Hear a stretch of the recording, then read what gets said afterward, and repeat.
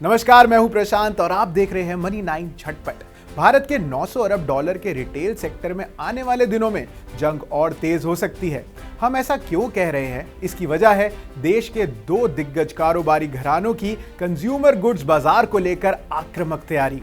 Consumer goods बाजार में जहां यूनिलीवर और नेस्ले जैसी विदेशी कंपनियों की बादशाहत है, वहां मुकेश अंबानी की अगुवाई वाली रिलायंस और टाटा सन्स की टाटा कंज्यूमर बड़ा दांव खेलने की तैयारी में है। कंज्यूमर गुड्स से हमारा तात्पर्य तेल साबुन से लेकर खाने पीने के सामान जैसी रोजमर्रा की इस्तेमाल की चीजों से है। देश की सबसे बड़ी रिटेल कंपनी रिलायंस ने किराने का सामान बेचने वाली और नॉन फूड ब्रांड्स को खरीदने की योजना बनाई है। रिलायंस की योजना 6 महीने के भीतर 50 से 60 ब्रांड्स का पोर्टफोलियो तैयार करने की है। इसमें किराने, घर में इस्तेमाल की रोजमर्रा की चीजें और पर्सनल केयर उत्पाद शामिल हैं। इन उत्पादों को रिटेल दुकानों तक पहुंचाने के लिए डिस्ट्रीब्यूटरों का बड़ा नेटवर्क तैयार किया जा रहा है। रिलायंस का लक्ष्य 5 साल के भीतर 50,000 करोड़ रुपए यानी करीब 6.5 अरब डॉलर का कंज्यूमर गुड्स कारोबार खड़ा करने का है।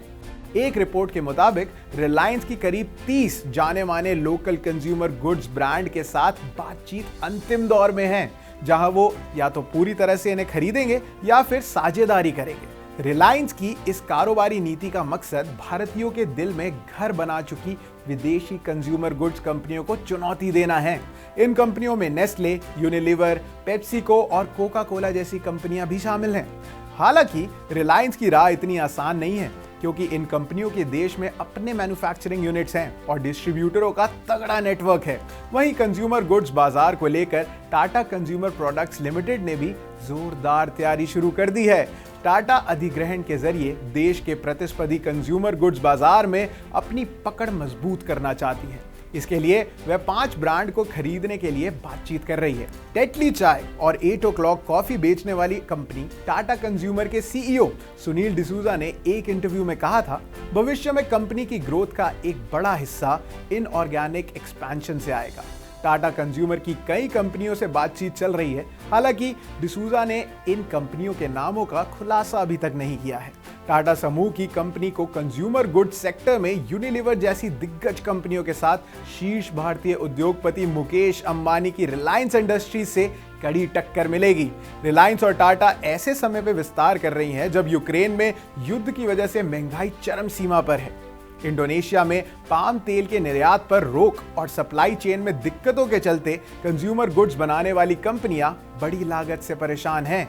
महंगाई के असर को कम करने और बाजार में लड़ाई में बने रहने के लिए यूनिलीवर इंडिया, ब्रिटानिया इंडस्ट्रीज और डाबर इंडिया जैसी कंपनियां पैक सामानों का साइज घटाकर अपने उत्पाद को सस्ता कर रही हैं। Market research company Forrester Research के आंकड़ों के मुताबिक भारत का खुदरा बाजार यानी रिटेल मार्केट करीब 900 अरब डॉलर का होने का अनुमान है। इसमें किराने के सामानों का खुदरा यानी ग्रोसरी रिटेल बाजार 608 अरब डॉलर का है। अनुमान है कि देश के खुदरा बाजार का आकार 2024 में बढ़कर 1.3 ट्रिलियन डॉलर का हो जाएगा।